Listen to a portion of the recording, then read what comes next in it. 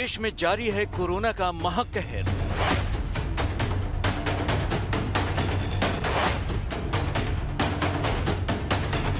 तेजी से बढ़ रहे हैं कोरोना के मामले। पहले से भी ज्यादा तेज है कोरोना की रफ्तार। बेलगाम होता जा रहा है वायरस। महाराष्ट्र में कोरोना से हाल बेहाल।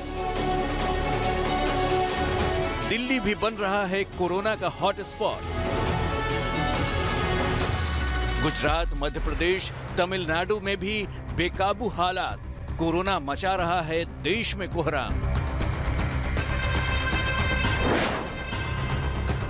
कोरोना वायरस की स्पीड पिछले सारे रिकॉर्ड को तोड़ रही है। जिस गति से कोरोना के मामले बढ़ते जा रहे हैं, वैसे वैसे प्रशासन और सरकारों के माथे पर पसीना बढ़ता जा रहा है, लेकिन लोगों में लापरवाही कम होती नहीं दिख रही। अगर 2 अप्रैल की बात करें तो देश में करीब 89,000 से ज्यादा मामले कोरोना के आए हैं। महाराष्ट्र में 47,827 नए मामले, जबकि 202 लोगों की मौत। दिल्ली में 3,594 नए मामले, जबकि 14 लोगों की मौत।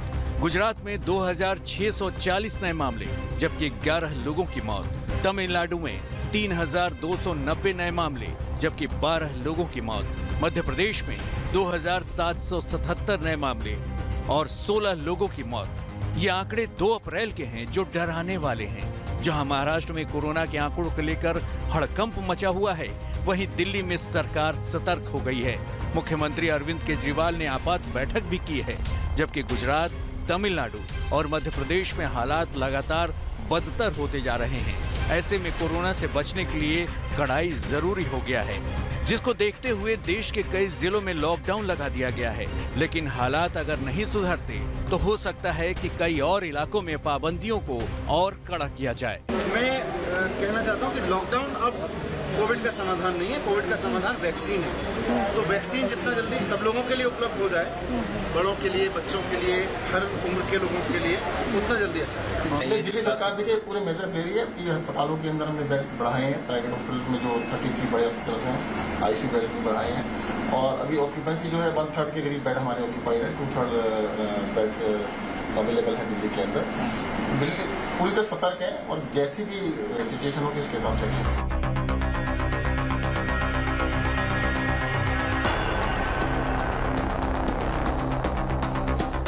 जिस स्पीड से देश में कोरोना के मामले बढ़ रहे हैं, उससे सबके चेहरे पर डर साफ साफ देखा जा सकता है। रोज रोज आंकड़े जिस तरीके से बढ़ रहे हैं, वो चिंता पैदा करने वाले हैं। ऐसे में कहा जा रहा है कि भारत में कोरोना का दूसरी लहर का कहर शुरू हो चुका है। और ये दूसरी लहर कोरोना की पहली लहर से ज्यादा घातक है, ज्यादा संक्रामक है, ज्यादा खतरनाक है। ऐसे में राज्य सरकार, केंद्र सरकार और स्थानीय प्रशासन कोरोना पर लगाम लगाने की जी तोड़ कोशिश कर रहा है। लेकिन लाख कोशिशों के बाद भी कोरोना बेकाबू होता जा रहा है। ऐसे में कोरोना पर काबू करने के लिए क्या फिर लगेगा लॉकडाउन 2.0? क्या लॉकडाउन के अलावा कोई रास्ता नहीं बचा? क्या लॉकडाउन से लगेगा कोरोना पर लगाम?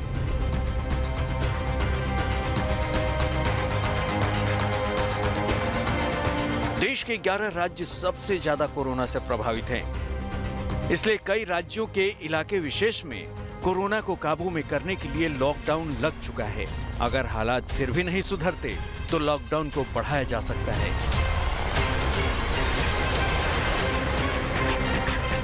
महाराष्ट्र कोरोना से सबसे ज्यादा प्रभावित है। कोरोना वायरस की बढ़ती संख्या हर दिन नया रिकॉर्ड बना रही है। 2 अप्रैल को महाराष्ट्र में अब तक सबसे ज्यादा 47,827 पॉजिटिव मरीज मिले। भारत को छोड़ दिया जाए तो इससे ज्यादा केस सिर्फ अमेरिका और ब्राजील में ही आए हैं। इसी दौरान 202 लोगों की मौत भी हुई है। राज्य में कोरोना से मरने वालों की कुल संख्या 55,379 हो गई है। कुल मौत के मामले में महाराष्ट्र दुनिया में 14वें स्थान पर पहुंच चुका है, जबकि महाराष्ट्र दुनिया में कुल कोरोना मरीजों के मामले में 10वें नंबर पर पहुंच गया है। महाराष्ट्र से आगे अमेरिका, ब्राजील, फ्रांस, रूस और ब्रिटेन जैसे देश ही हैं। साधारणतः कालच्या जानेवारी फेब्रुवारीपर्यंत आपल्याला असं वाटत होतं। इस बीच शुक्रवार रात को राज्य की जनता को संबोधित करते हुए सीएम ठाकरे ने कहा कि महाराष्ट्र लॉकडाउन के मुहाने पर खड़ा है और 1 से 2 दिन में बड़ा फैसला हो सकता है। महाराष्ट्र में लॉकडाउन लगेगा या नहीं लगेगा, इस पर उन्होंने कुछ नहीं कहा, लेकिन उन्होंने कहा कि अगर हालात यही रहे तो संभालना मुश्किल हो जाएगा। मुख्यमंत्री उद्धव ठाकरे ने कहा कि फिलहाल लॉकडाउन तो नहीं लग रहा, लेकिन 1-2 दिन में कड़ी पाबंदी लग जाएगी। कोरोना के बढ़ते खतरे को देखते हुए पुणे में आज से 1 सप्ताह का मिनी लॉकडाउन लग रहा है। यहाँ शाम 6 बजे से सुबह 6 बजे तक कर्फ्यू लगेगा। Shopping mall, cinema hall, restaurant, खाने की दुकानें आदि बंद रहेंगे। सिर्फ होम डिलीवरी को मंजूरी दी गई है। स्कूल कॉलेज को 30 अप्रैल के लिए बंद कर दिया गया है। प्रशासन, पुलिस, स्वास्थ्य और अन्य विभागों के शीर्ष अधिकारियों के साथ शुक्रवार सुबह उप मुख्यमंत्री अजित पवार की अध्यक्षता में समीक्षा बैठक के बाद ये निर्णय लिया गया कि अंतिम संस्कार में अधिकतम 20 लोग और शादियों में सिर्फ 50 लोग ही मौजूद रहेंगे। मुंबई के मेयर किशोरी पेडनेकर ने भी संकेत दिए हैं कि शहर में मंदिर और मॉल फिर से बंद हो सकते हैं। कोरोना के बढ़ते मामलों को देखते हुए राज्य में सरकार कुछ नए और कठोर कदम उठा सकती है। एक तो मुंबई में जो केसेस बढ़ रही है वो अभी स्लम में कम, लेकिन हाई राइज बिल्डिंगों में ज़्यादा हो रहे हैं। तो मुझे लगता है हाई राइज बिल्डिंग के लोग पढ़े लिखे तो होते ही है, स्लम में रहने वाले भी पढ़े लिखे होते हैं, लेकिन कम पढ़े लिखे होते हैं, ऐसा समझ था लोगों का। लेकिन आज स्लम में रहने वाले लोगों ने दिखा दिया है कि हम सिविक्स सेंस ज़्यादा जानते हैं। मुंबई में शुक्रवार को कोरोना के 8,832 मामले आए। महामारी की शुरुआत होने के बाद से एक दिन में ये सबसे ज्यादा मामले हैं। इस दौरान 20 मरीजों की मौत भी हुई, जो 2 दिसंबर 2020 के बाद सबसे अधिक संख्या है। मुंबई में संक्रमितों की संख्या बढ़कर 4,32,192 हो गई है, जबकि अब तक 11,724 लोगों की मौत हुई है।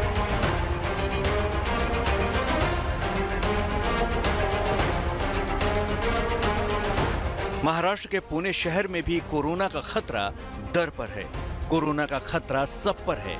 हर दिन कोरोना संक्रमण के मामले में तेजी से उछाल आ रहा है। पिछले 24 घंटे में 8,011 नए केस आए हैं। पुणे में सबसे ज्यादा एक्टिव केस यानी 64,599 हैं। कोरोना की परिस्थिति को हैंडल करने के लिए जो रणनीति हमारे होनी चाहिए, और इसके 2-3 पक्ष हैं। एक, हमारी जो आधारभूत संरचना है उसको किस तरीके से हमें क्रमिक रूप से उसको मजबूत बनाना है, ये पहला उसका एस्पेक्ट है। और उसका दूसरा अंग है कि हमें जो हमारा अभी टीकाकरण का हमारा अभियान है उसको किस तरीके से गति दी जा सकती है। और तीसरा कि प्रसार को रोकने के लिए किस प्रकार के नए प्रतिबंध हमें जो एक सामान्य जनजीवन है उसके ऊपर लगाने हैं। अगले 7 दिनों तक पुणे शहर में, पुणे ज़िले में, कंप्लीट ज़िले में हर प्रकार के मॉल्स और सिनेमा हॉल ये कम्प्लीटली बंद रहेंगे। रेस्टोरेंट्स, हर ईटिंग पॉइंट, बार ये भी पूरी तरीके से बंद रहेंगे। मात्र यहाँ से होम डिलीवरी की सुविधा उपलब्ध करा के दी जाएगी। स्कूल कॉलेजेस 30 अप्रैल तक बंद हैं, लेकिन 10वीं 12वीं के विद्यार्थियों को कोई असुविधा ना हो, इसके लिए हमारी तरफ से, प्रशासन की तरफ से सारी तैयारी की जाएगी। PMPML की जो बसेज हैं वो भी इस दौरान कम्प्लीटली बंद रहेंगी। जिम है, स्विमिंग पूल है, क्लब है, प्राइवेट सोसाइटीज़ में ये बंद रखने की वो सूचनाएं अभी भी लागू हैं। जो शाम को 6 बजे से सुबह 6 बजे ये 12 घंटे के लिए अत्यावश्यक सेवाओं को छोड़कर बाकी किसी भी काम से बाहर निकलने की परमिशन नहीं है और संचारबंदी रहेगी। आपको ये समझना होगा कि कोरोना को कंट्रोल करने के लिए सख्ती की गई है। इसी सख्ती का नतीजा है कि पुणे में धार्मिक स्थल, मॉल, सिनेमाघर, रेस्तरां से लेकर होटल तक सब कुछ बंद रहेंगे। आज से इस गाइडलाइन का पुणे के लोगों को पालन करना है। खतरा बड़ा है, लिहाजा इलाज के लिए प्राइवेट अस्पतालों को 60% बेड रिजर्व रखने का आदेश दिया जा चुका है। संक्रमण बढ़ता जा रहा है, बेड्स की अवेलेबिलिटी कम होती जा रही थी, उसको मद्देनजर रखते हुए हमने आज पुणे सिटी के जो भी प्राइवेट हॉस्पिटल हैं उसके 80% बेड्स हमने अभी वहाँ पे हमने सेंट्रलाइज बेड मैनेजमेंट में उसको अटैच किया है। जो प्राइवेट हॉस्पिटल है उनका डैशबोर्ड का जो अपडेट उनका है वो अच्छी तरह से रहना चाहिए। वहाँ पे लोगों को कोई दिक्कत ना आनी चाहिए बेड के लिए, बिल के लिए। इसलिए हमने हमारे तकरीबन 100 पीएमसी के हमारे अधिकारियों की नियुक्ति वहाँ पे कर दी। पुणे में कोरोना पॉजिटिव रेट 32% है, यानी 100 लोगों की टेस्ट करने में 32 लोग कोरोना से संक्रमित पाए जा रहे हैं। पुणे प्रशासन की तरफ से एक बड़ा फैसला भी किया गया है कि शहर में 18 साल से ऊपर के सभी लोगों को अगले 100 दिनों में टीकाकरण करवाया जाएगा। गुजरात में भी कोरोना से हाल बेहाल है। वहां भी रोज के कोरोना मामले 2500 के पार जा रहे हैं और मौत का आंकड़ा भी बढ़ता जा रहा है। अहमदाबाद, सूरत, वडोदरा और राजकोट जिले में कोरोना का सबसे ज्यादा असर देखा जा रहा है। इन शहरों में 31 मार्च तक नाइट कर्फ्यू लगा दिया गया था, लेकिन फिर भी लगाम लगते नहीं देख राज्य सरकार कड़े कदम उठा सकती है। तमिलनाडु में भी कोरोना के केस लगातार बढ़ते जा रहे हैं। हालांकि राज्य में चुनावी बयार तेज है, इसलिए कोरोना के किसी भी प्रोटोकॉल का पालन नहीं हो रहा है। तमिलनाडु में कोरोना के मामले 3000 को पार कर रहे हैं। हो सकता है कि चुनाव के बाद ही सरकार कोई कड़े कदम उठाए। हालांकि चुनाव आयोग इसमें पहल कर सकता है, क्योंकि चुनाव के साथ जनता की जान भी उतनी ही मायने रखती है। मध्य प्रदेश में कोरोना दिन प्रतिदिन खतरनाक होता जा रहा है। शुक्रवार को मध्य प्रदेश में रिकॉर्ड 2777 नए मामले सामने आए और 16 लोगों की मौत हो गई। ये आंकड़े साल 2021 में सबसे ज्यादा हैं।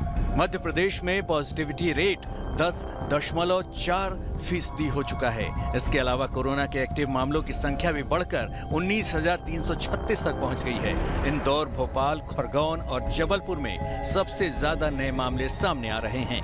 सरकार ने लगातार अनेक निर्णय ऐसे लिए हैं कि संक्रमण को रोका जाए, चाहे महाराष्ट्र के बॉर्डर को सील करने की बात हो, चाहे वहाँ हमारे मध्य प्रदेश के जो मजदूर लोग थे जो महाराष्ट्र में जाते थे उनको वहीं मध्य प्रदेश में ही रोजगार देने की बात हो, चाहे डिस्ट्रिक्ट क्राइसिस कमेटियों की अधिकार देने की बात हो कि वो जिले में अपने हिसाब से वहाँ की स्थिति को देखते हुए अगर संडे का लॉकडाउन करना है तो उसको भी वो प्रपोज कर सकते हैं, जिससे कि यहाँ से होम डिपार्टमेंट्स हैं उसके आदेश लिखें। और जहाँ जहाँ जैसे जैसे केस बढ़ रहे हैं वहाँ पर बेडों की, चाहे आईसीयू के बेड हों, चाहे ऑक्सीजन युक्त बेड हों, चाहे सामान्य बेड हों, उनको बढ़ाने का भी सरकार ने निर्णय लिया है। सरकार हर वो कदम उठा रही है जिससे कि हम मध्य प्रदेश में संक्रमण को रोक सकें।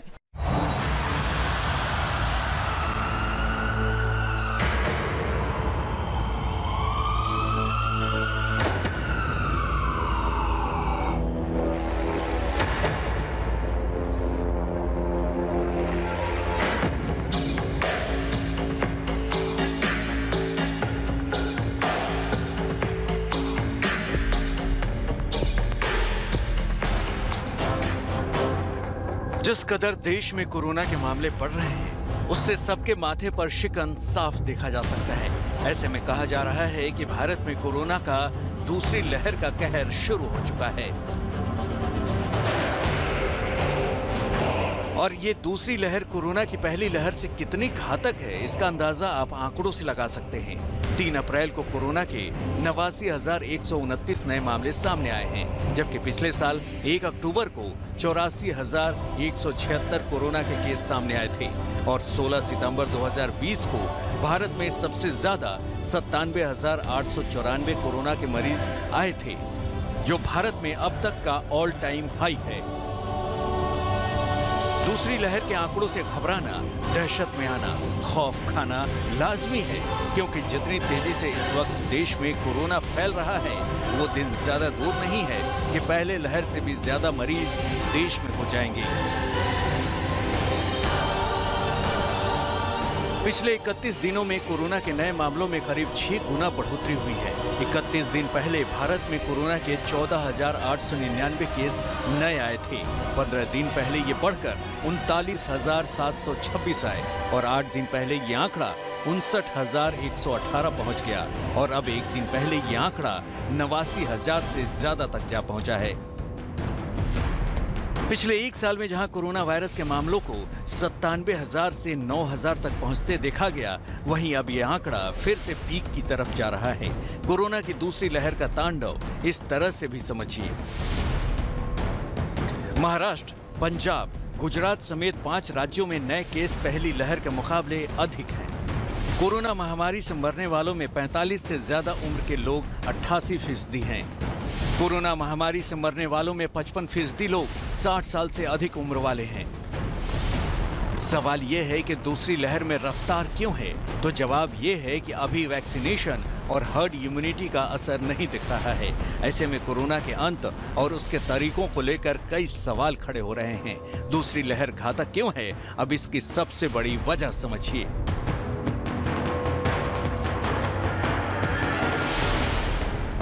वजह नंबर 1, कोरोना महामारी की पहली लहर में जहां एक दिन में 97,000 मामले होने के सितंबर तक का समय लग गया था, वहीं इस साल फरवरी से अप्रैल की शुरुआत में ही मामले 81,000 से ऊपर पहुंच गए हैं। वजह नंबर 2, वायरस के नए वेरिएंट। वायरस के जो नए वेरिएंट मिले हैं वो ज्यादा संक्रामक हैं। यूके के नए स्ट्रेन में भी यही पाया गया था। ऐसे में वायरस और लोगों के व्यवहार में एक साथ हुए बदलाव ने दूसरी लहर को जन्म दे दिया है। वजह नंबर 3, भारत में कोरोना वायरस के एक नए डबल म्यूटेंट वेरिएंट का पता चला है।